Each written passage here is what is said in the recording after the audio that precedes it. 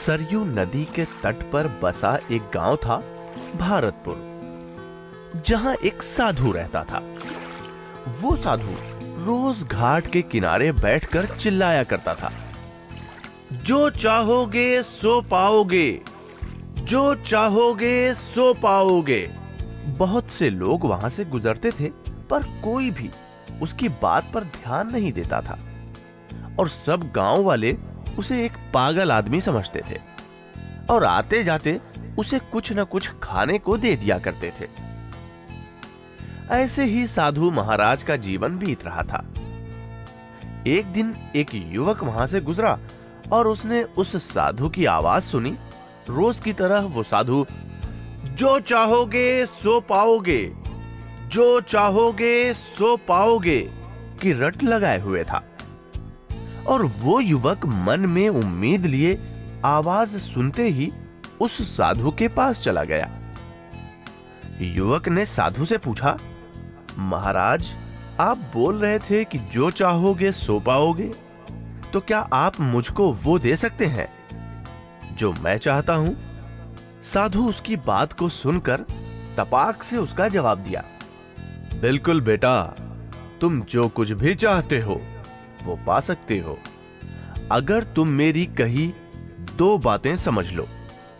लेकिन सबसे पहले ये तो बताओ कि तुम्हें आखिर चाहिए क्या? युवक बोला, मेरी एक ही ख्वाहिश है कि मैं हीरों का बहुत बड़ा व्यापारी बनूं।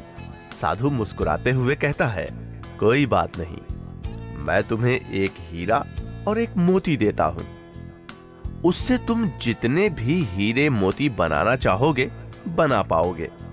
और ऐसा कहते हुए साधु अपना हाथ आदमी की हथेली पर रखता है और कहता है, पुत्र, मैं तुम्हें दुनिया का सबसे अनमोल हीरा दे रहा हूं।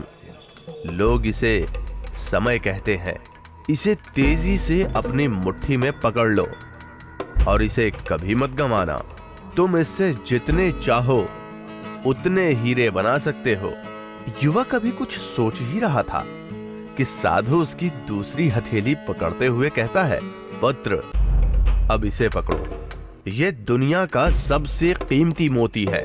लोग इसे धैर्य कहते हैं। जब कभी समय देने के बावजूद परिणाम न मिले तो इस कीमती मोती को धारण कर लेना। याद रखना, जिसके पास ये मोती है वो दुनिया में कुछ भी प्राप्त कर सकता है।